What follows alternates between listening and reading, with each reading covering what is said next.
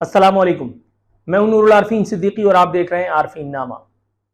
مہنگی بجلی کے خلاف مظاہروں نے ملک گیر شکل اختیار کر لی ہے اور اب اس احتجاج کا دائرہ گوشہ گوشہ قریہ قریہ پھیل چکا ہے۔ حکومت اس حوالے سے جو کچھ کر رہی ہے اس کی تفصیل میں بھی یقیناً آج جائیں گے، لیکن پہلے آپ کو یہ بتائیں کہ اس ایک احتجاج کے حوالے سے اس ایک احتجاج کی ضرورت کیوں کر پیش آئی۔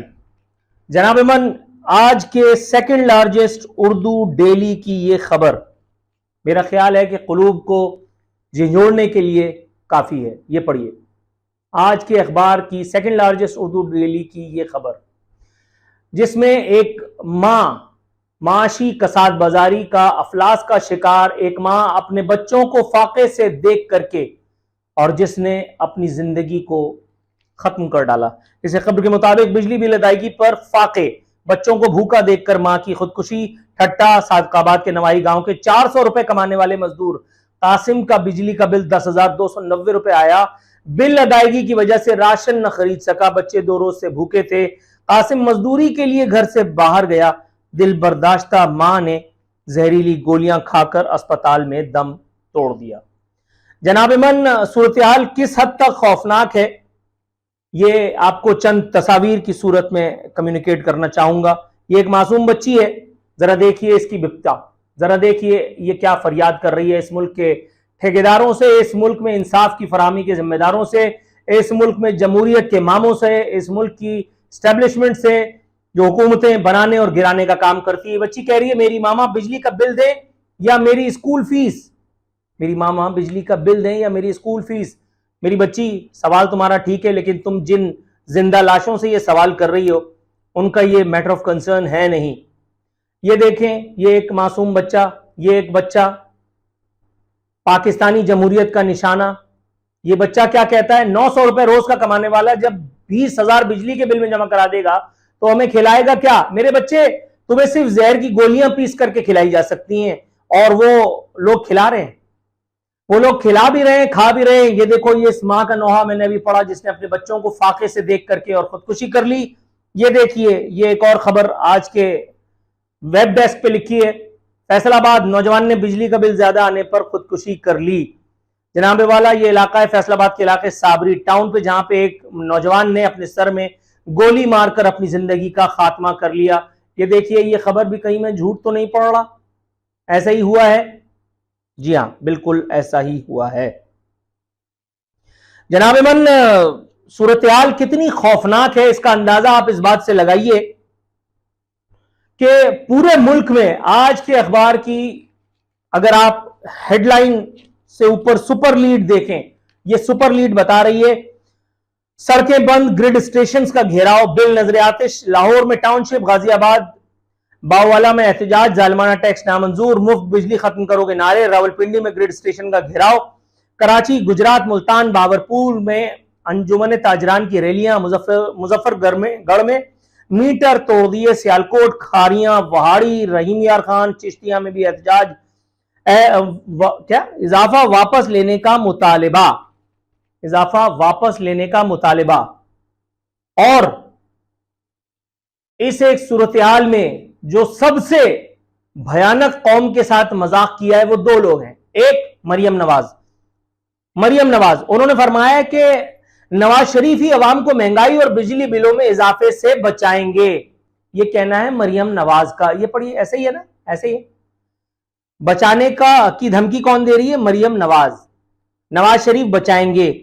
میڈم، وہ بات آپ کی ٹھیک ہے، لیکن نواز شریف پہلے خود بچ جائیں گے ملک الموت سے۔ نواز شریف بچ جائیں گے پاکستانی جوڈیشری، پاکستانی اسٹیبلشمنٹ کے ایڈونچر سے۔ نواز شریف کی تو اپنی پھٹی پڑی ہے، مطلب کھل کر کے بات کرتا ہوں نا، تیل لینے جاؤ تم اور تمہارے وہ۔ اب آپ دیکھیں، یہ یوتھ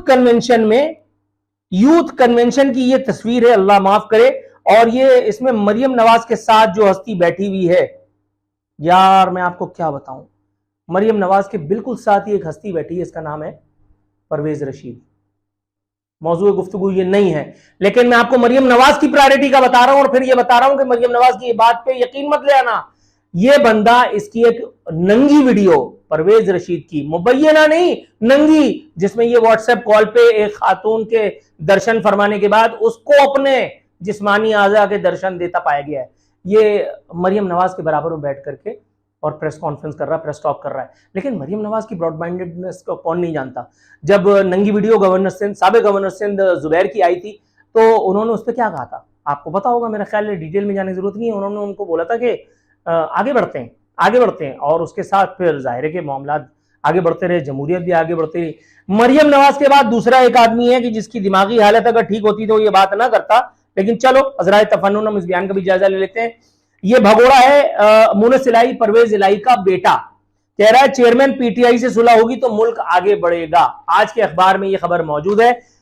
یہ وہ آدمی ہے کہ جو اپنے باپ کو جیل کی سلاخوں کے پیچھے پا کر کے بھی اپنی عیاشی، بیرون ملک جو عیاشیاں یہ کر رہا ہے وہ ترک کر کے پاکستان نہیں آیا. اس کو اپنے باپ کا غم نہیں ہے، اس کو اپنے باپ کی فکر نہیں ہے، اس کو اپنے سیاسی پیشوا عمران خان کی فکر ہے.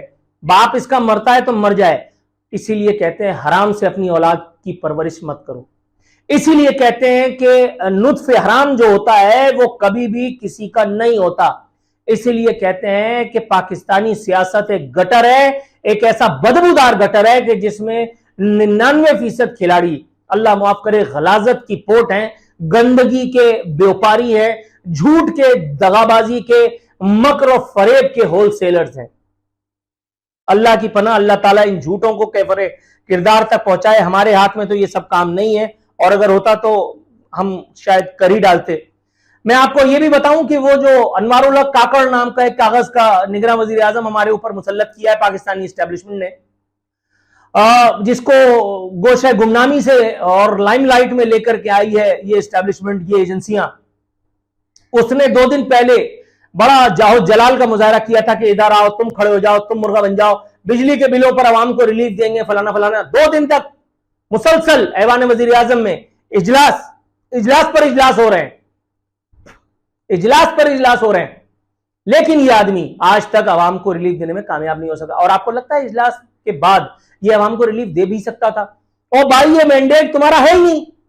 آئی ایم ایف سے کیے ہوئے معاہدے پر نظر ثانی تم کر ہی نہیں سکتے. آئی ایم ایف نے پہلے ہی گٹے گوڈے رگڑوا دیے تھے شہباز شریف کے، اس لیے کہ عمران خان جا کر کے اپنی میاں بنا کے آئے تھے. وہاں پہ ڈاکیومنٹ سائن کر دیا تھا کہ مہنگائی کروں گا، پیٹرول بڑھاؤں گا.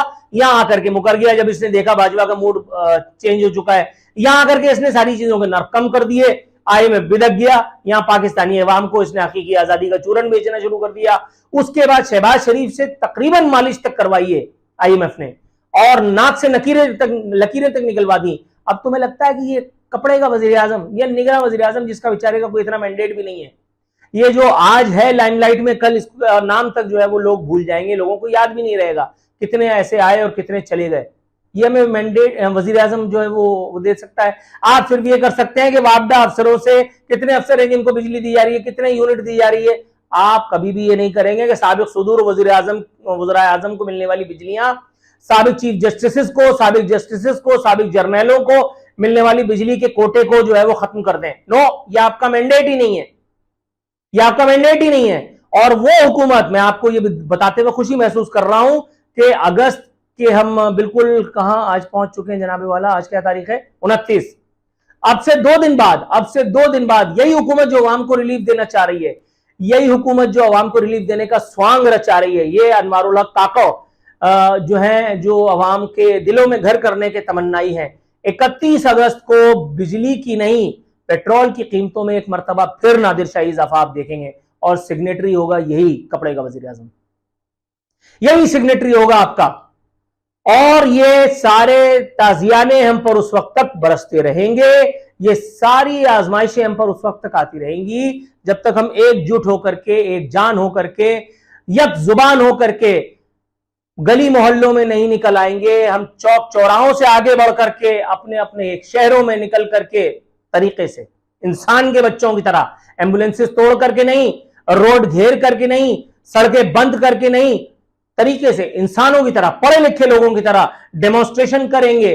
جب تک ہم اپنی آواز کو ان کے الیکٹرک ہو یا فلانا الیکٹرک ہو یا نیپرا ہو یا پیپرا ہو یا یہ چیف جسٹس والی جو ہے وہ ڈرامہ منڈی ہو یا یہ اپنا کون ہے یہ پاکستان میں یہ جمہوریت کے نام نہاد پروردہ یہ اسٹیبلشمنٹ، حالانکہ ان کا جمہوریت سے کیا لینے دینا ہے، لیکن بھائی بس ہے، روزی تو وہیں سے ملتی ہے نا، پیٹ تو وہیں لگا ہوا ہے. جب تک ہم ان کے سامنے نہیں کھڑے ہوں گے تب تک یہ سارے معاملات حل نہیں ہوں گے. تو اس ملک کو رکھنا میرے بچوں، میرے بڈھوں، میرے پوپٹ بڈھوں اور میرے واٹ ایور سنبھال کر کے، یہ میں نے نہیں کہا تھا. بھائی آپ میری آواز کو سدا بسیرا جانے دیجئے، آپ میری آواز کو بالکل اس پہ لبیک مت کہیے. مجھے کوئی گمان نہیں ہے کہ میں آپ کا لیڈر بننے کا متمنی ہوں، نہ مجھے یہ اس گٹر میں اترنا ہے.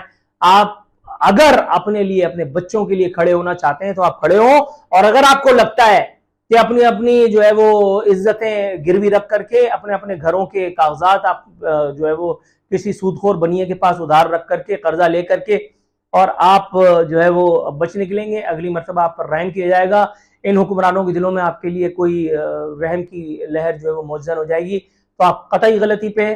یاد رکھنا یہ بات بڑے بڑے لوگ بتا کر کے گئے کہ جب تک ظالم کا ہاتھ نہ روکا جائے، جب تک ظالم کا ہاتھ نہ روکا جائے اس کو ظلم سے باز رکھنا اتنا ہی ناممکن ہے جتنا جو ہے وہ اللہ معاف کرے معاذ اللہ عبادت کیے بغیر اللہ تعالیٰ سے صلہ رحمی کی توقع رکھنا، اللہ تعالیٰ کے رحم کا تمنائی رہنا. ظلم کرتے رہو گے تم، اور اللہ تعالیٰ سے رحم کی امید بھی رکھو گے. اب یہ ڈرامہ مت کرنا میرے ساتھ تبلیغی جماعت والوں کی طرح کہ اللہ بڑا رحیم ہے. اللہ رحیم ہے تو اللہ عادل اور منصف بھی ہے. اللہ رحم صرف ظالموں پر کرے گا تو پھر مظلوموں کا کیا قصور ہے؟ پھر مظلوم جو ہے وہ اللہ کی رحمت کے دائرے سے باہر نکل جائے، بحث بہت پھیل جائے گی، رائتہ بہت پھیل جائے گا. ایمان اللہ.